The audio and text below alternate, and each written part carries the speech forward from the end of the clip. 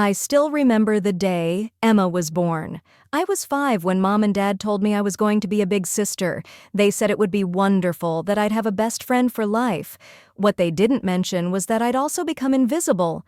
My name is Paula, and growing up in the Mitchell household meant learning early on that there was a clear hierarchy. Emma at the top, and me somewhere below the family dog. It wasn't subtle. Every morning, Mom would make Emma's breakfast to order. 2 eggs sunny, side up. Toast cut diagonally, just how my princess likes it, while tossing me a box of cereal. The differences showed up everywhere. When I needed braces, Dad complained about the cost for months.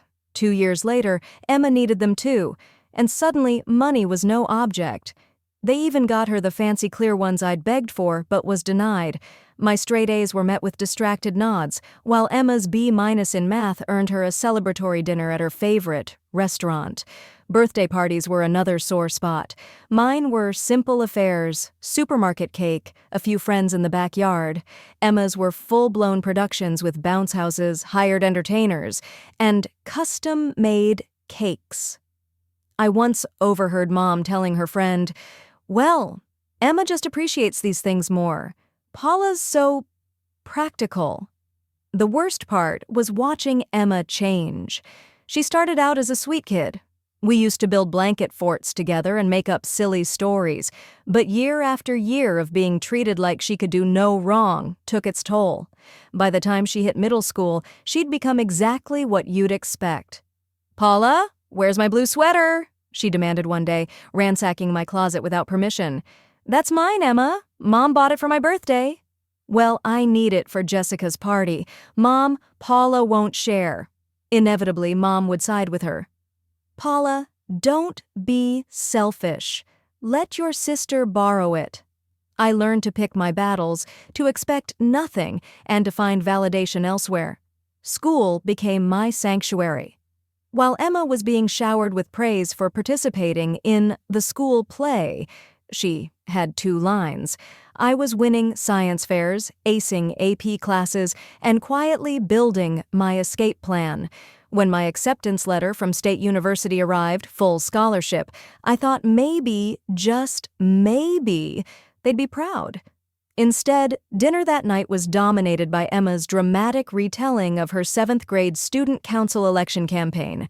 "Mom, I got a full scholarship," I tried to interject during a rare pause. "That's nice, honey. Emma, sweetie, tell us more about your campaign posters."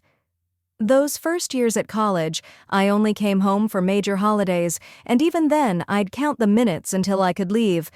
Every visit was the same. Emma's achievements took center stage, while my Dean's List standings and internship offers barely warranted a glance. I learned to keep my visits short and my expectations shorter. During my junior year, I got a Facebook message that would change my life. "Hey, remember me? Mike Harrison from Kennedy High." Of course, I remembered him, the cute guy from the debate team who'd never given me a second glance back then. We started chatting daily, sharing college stories and memories from high school. He was working as an engineer back in our hometown, and something just clicked between us. After graduation, I moved back home and landed a job at Turner and Associates as a project manager. Mike and I met for coffee my first week back. That coffee turned into dinner, dinner turned into dating, and before I knew it, we were apartment hunting together. The only dark cloud was my parents' continued indifference. They barely acknowledged my new job or relationship, too busy fretting over Emma's college experience. "She's having such a hard time adjusting," Mom would sigh during our rare phone calls. "Not everyone can just breeze through college like you did." But I had Mike's family to make up for it. His parents, Tom and Sarah, welcomed me like the daughter they never had, and his sister Jenny became the sister I'd always wanted Emma to be. They came over for dinner weekly, helped us furnish our apartment, and actually cared about my career progress. "We're so proud of you both," Sarah said at our small wedding 2 years later. It was a simple ceremony in Mike's parents' backyard, just close friends and family. My parents came, of course, but spent most of the reception talking about Emma's summer internship. Life felt perfect. I was excelling at work, happily married, and finally part of a family that valued me. When I got pregnant a couple of years after the wedding, I thought things couldn't get any better. Our son, Lucas, was born healthy and beautiful, and Mike seemed every bit the doting father. But something changed after Lucas turned 1. Mike grew distant, started working late, canceled our date nights. I tried to tell myself it was just new parent stress. But deep down, I knew it was more. The confession came on a regular Tuesday evening. I was feeding Lucas in his high chair when Mike walked in, looking like he hadn't slept in days. "I need to tell you something," he said, his voice shaking. "I've met someone else. Her name is Rachel. She's a client at work, and I'm in love with her." The divorce was quick and surprisingly civil. Mike moved to Colorado with Rachel but insisted on paying generous alimony and child support. "I may be a terrible husband," he said during our last meeting, "but I won't be a terrible father." After the divorce, Mike's family became my lifeline. Despite everything that happened with their son, Tom and Sarah remained devoted grandparents to Lucas, and Jenny was the best aunt a kid could ask for. Lucas would light up every time we visited their house, running straight to the toy corner they'd set up specially for him. Tom would get down on the floor to play with trucks, and Jenny always had some new game or craft project planned. My own parents' house was a different story entirely. I tried visiting them occasionally, hoping they'd want to build a relationship with their only grandchild, but it was painful to watch their indifference. "Paula, don't let him touch that vase," Mom would snap, barely looking up from her magazine, "and make sure he doesn't run around too much. He'll scratch the hardwood floors." Lucas would cling to my leg, sensing the cold atmosphere. The contrast became even more stark when Emma would show up during our visits. "There's my successful girl," Dad would beam as Emma breezed in, talking about her new job at some trading company. They'd completely ignore Lucas's attempts to show them his latest drawing, too busy hanging on Emma's every word about office politics and client meetings. Those visits became less and less frequent. Instead, I focused on what I could control, my career and creating a stable, loving home for Lucas. With Jenny and her parents happy to help with childcare, I started taking on more challenging projects at work. "The Singapore account is high risk," my boss warned when I volunteered to lead it. "No one's been able to close this deal in 3 years." "I can do it," I said firmly. And I did. 3 months of late nights, video calls across time zones, and detailed proposals later, I not only closed the deal, but expanded it to twice its original size. More successful projects followed, each one building my reputation further until I was the go-to person for our most challenging clients. The promotion to senior account director came with a corner office and a salary that made my eyes water. "To Paula Mitchell," my team toasted after I landed the Microsoft account, "the miracle worker." The bonus from that deal was the final piece I needed. That weekend, I took Lucas house hunting. "This one has a park nearby," the realtor said, showing us a beautiful 3-bedroom apartment. "And the school district is excellent." Lucas ran from room to room, excited about having his own space for all his toys. I watched him exploring, calculator app open on my phone as I ran the mortgage numbers one more time. "We'll take it," I said. That night, as I tucked Lucas into his bed at our old apartment for one of the last times, he asked, "Mommy, are we really getting a new home with my own room?" "With your own room," I confirmed, "and a special art corner and space for all your books." He hugged me tight. "You're the best mommy ever." In that moment, I realized something. While I couldn't change my past or my parents' behavior, I could break the cycle. My son would never doubt his worth or feel second best.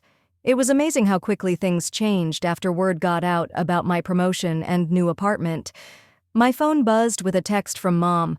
"Sweetie, we haven't seen you and Lucas in ages. Why don't you come over this weekend?" I nearly dropped my coffee.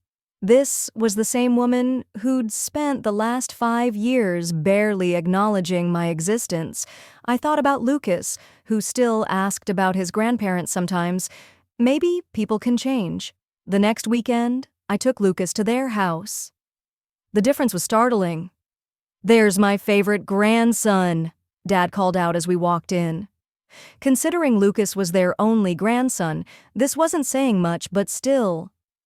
"Look what Grandma got you," Mom said, producing a new toy truck, something she'd never done before. "And I made cookies.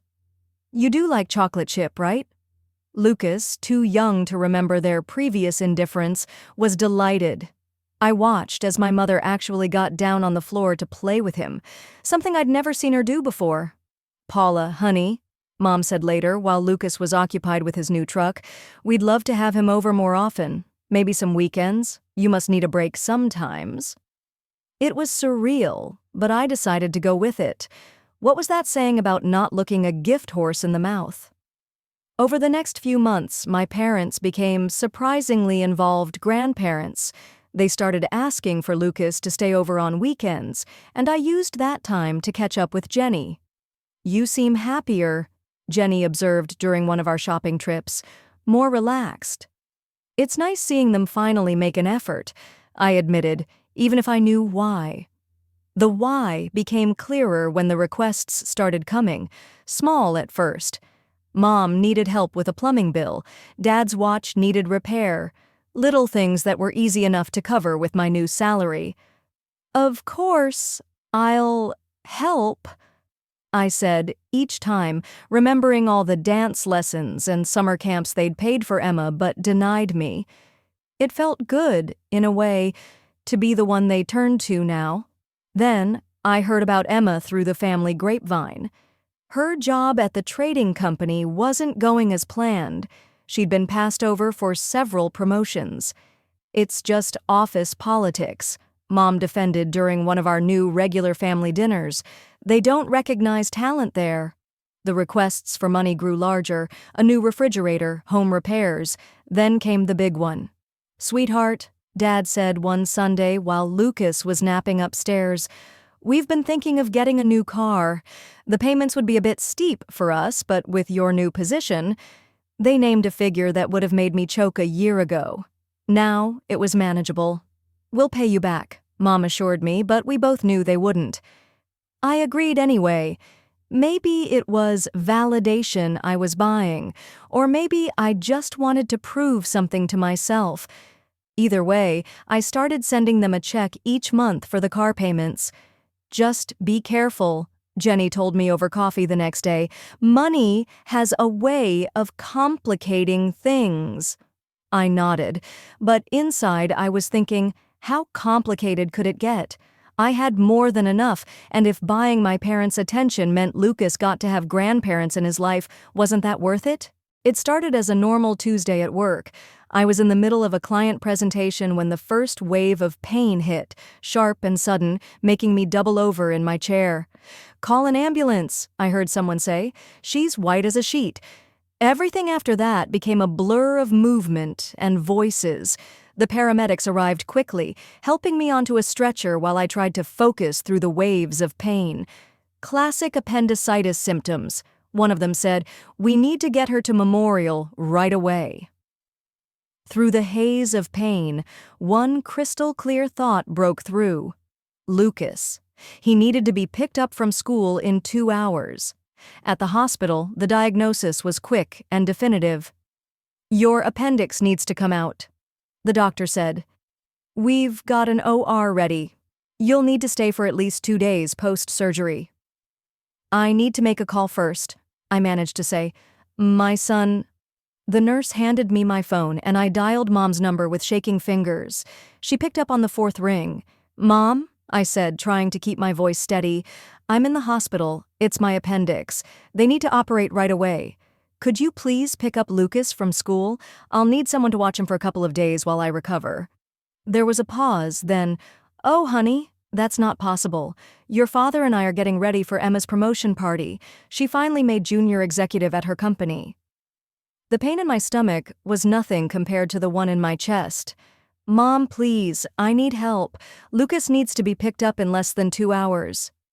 "Well, that's really not our problem," she said, her voice suddenly cold.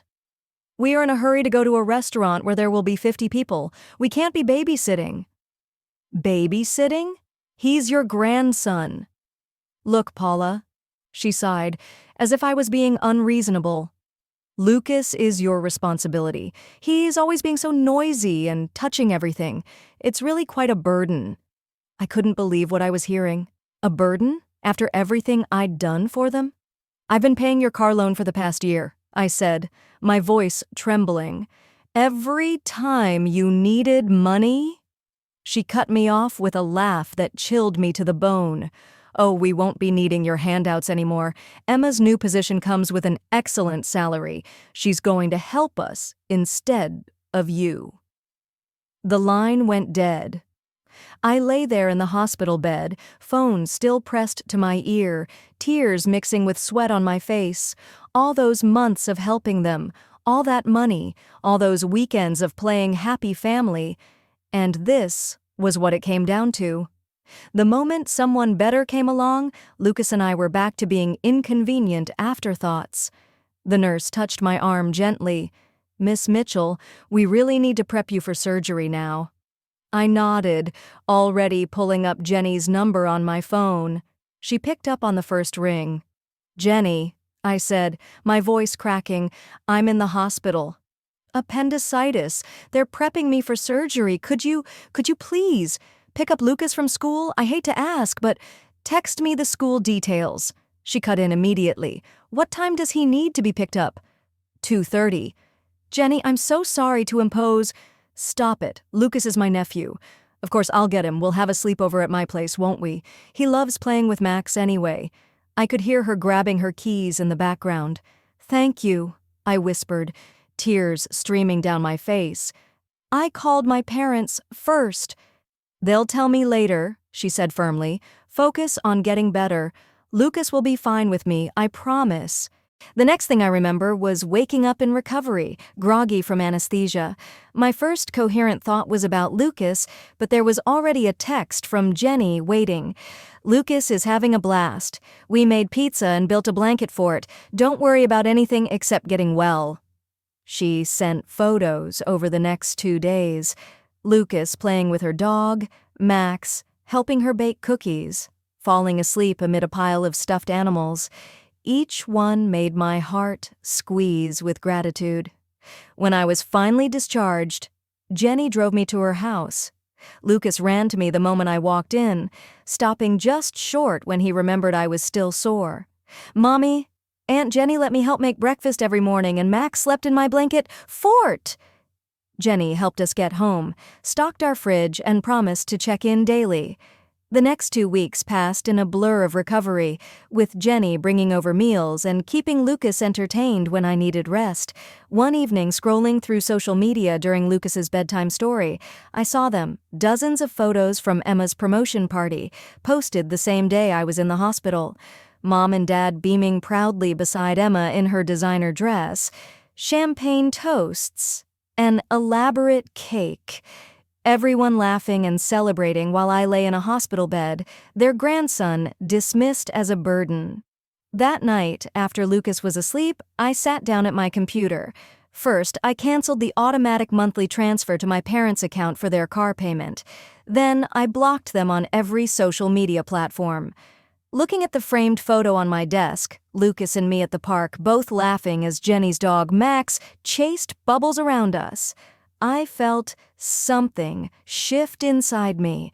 All these years I'd been trying to buy my parents' love with money and tolerance, but real family?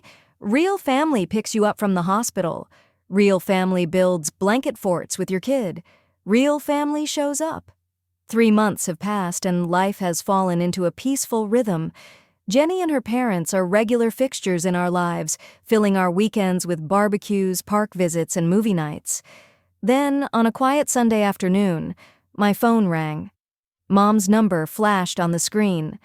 I stared at it for a moment, my hand hovering over the decline button, before deciding to answer. "Paula."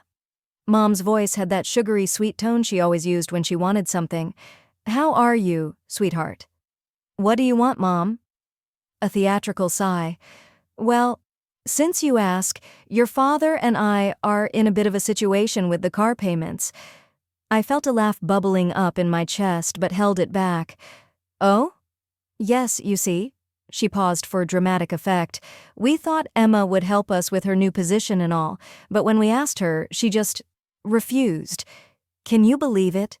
Said she had her own expenses to worry about after everything we've done for her. The irony was almost too much.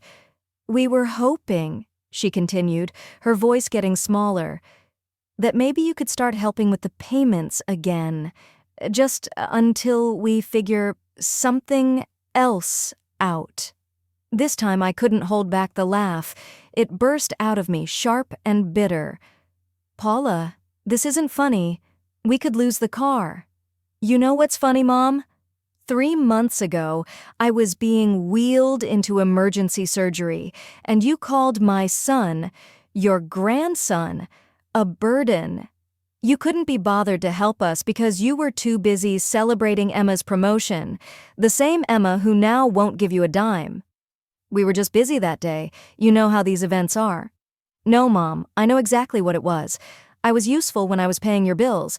The moment you thought Emma could replace me as your personal ATM, Lucas and I became inconvenient again. That's not fair. We've always what? Always favored Emma? Always treated me like I was second best? Always took my help for granted until something better came along? Paula, please. You called my financial help handouts, remember? Right before you hung up on me when I was in the hospital. Well, guess what? The handouts are over. I'm done trying to buy your love. I'm done watching you treat my son like he's less than Emma's designer handbags. I'm just done. But the car... I cut her off with another laugh, this one lighter, almost free. Not my problem anymore. Goodbye, Mom. I hung up and blocked her number. Then, I did the same with Dad's. Through the open window, I could hear Lucas in the backyard, giggling as he played with Jenny and Max.